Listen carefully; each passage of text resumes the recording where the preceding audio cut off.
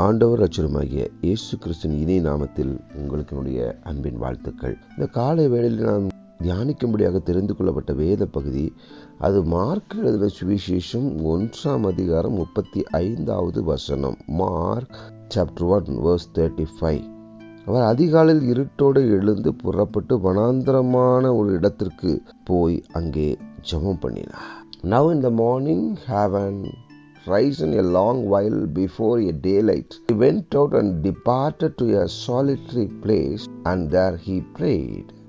Even though Jesus had demonstrated power over demons and diseases, he shows the need of prayer for sustained spiritual effectiveness. The time of comforts this event with the activity of the previous day and evening. The importance of the prayer. இன்றைக்கு அநேகருடைய வாழ்க்கையிலே ஆராதனை இருக்கிறது, ஜெபம் இல்லை. துதி இருக்கிறது, ஜெபம் இல்லை. ஜெபம் என்பது ஒரு two way communication. It is a two-way communication. நாம் அதிகமாய் ஜெபத்தை குறித்து தெரிந்து கொள்ள வேண்டும் என்று இயேசு பிரியப்படுகிறார். இயேசு எல்லா சூழ்நிலையிலும் ஜெபித்தார்.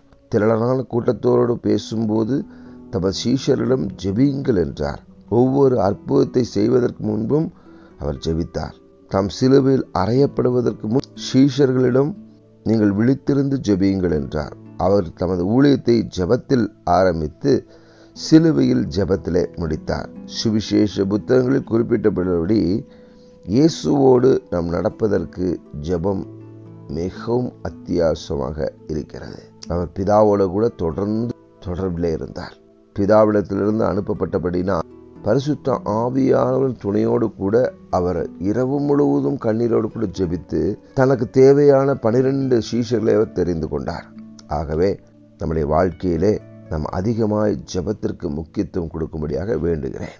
ஒருவர் எந்த அனுபவங்களை உடையவராக இருந்தாலும் சரி, தேவனோடு நேரம் செலவிடாத ஒரு விசுவாசி அவரோடு சரியான உறவுள்ளவராக இருக்கவே முடியாது என்று ஆஸ்வால்ட் சேம்பர் என்கிற ஜெப வீரன் கூறியுள்ளார்.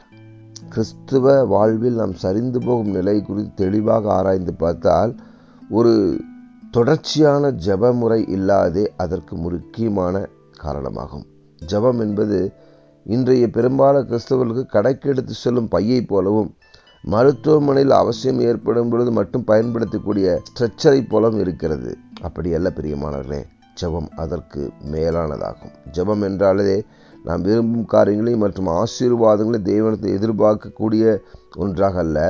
ஆசீர்வாதங்களை காட்டிலும் தேவன் இயேசு நமக்கு முக்கியம். எனவேதான் முதலாவது தேவனுடைய ராஜ்யத்தையும் அவரது நீதியையும் தேடுங்கள், அப்பொழுது இவைகளெல்லாம் உங்களுக்கு கூட கொடுக்கப்படும் என்று இயேசு கூறினார். நமது விருப்பம் அல்ல, அவரது விருப்பம் மற்றும் தேவனுடைய ராஜ்யத்திற்கு மட்டுமே முதலிடம் கொடுக்கப்பட வேண்டும். எனவே சுயநலமற்றவராக நாம் தேவனை முதலிடத்தில் வைப்பதே ஜெபத்தின் ரகசியமாகவும் அதன் திறவுகோலாகவும் இருக்கிறது. கண்களை மூடி நாம் ஜெபிப்போமா? அன்பின் பரலோக பிதாவே, தகப்பனே, ஜெபத்தை குறித்து இன்னும் ஒரு காரியத்துக்குள்ளாக நாங்கள் அதிகமாய் உள்ளே போகும்படியாக உம்மோடு கூட நல்ல தொடர்பு ஏற்படுத்தி கொண்டு இந்த பூமியிலே எங்களுக்காக நீர் வைத்த காரியங்களை நாங்கள் பெற்றுக்கொள்ளவும், நீர் வைத்த திட்டத்தின்படி நாங்கள் செயல்படுத்தவும் எங்களை பயன்படுத்தும்படியாக அர்ப்பணிக்கிறோம். பொறுப்படுத்திக் கொள்ளுங்க, பாதுகாத்துக் கொள்ளுங்க.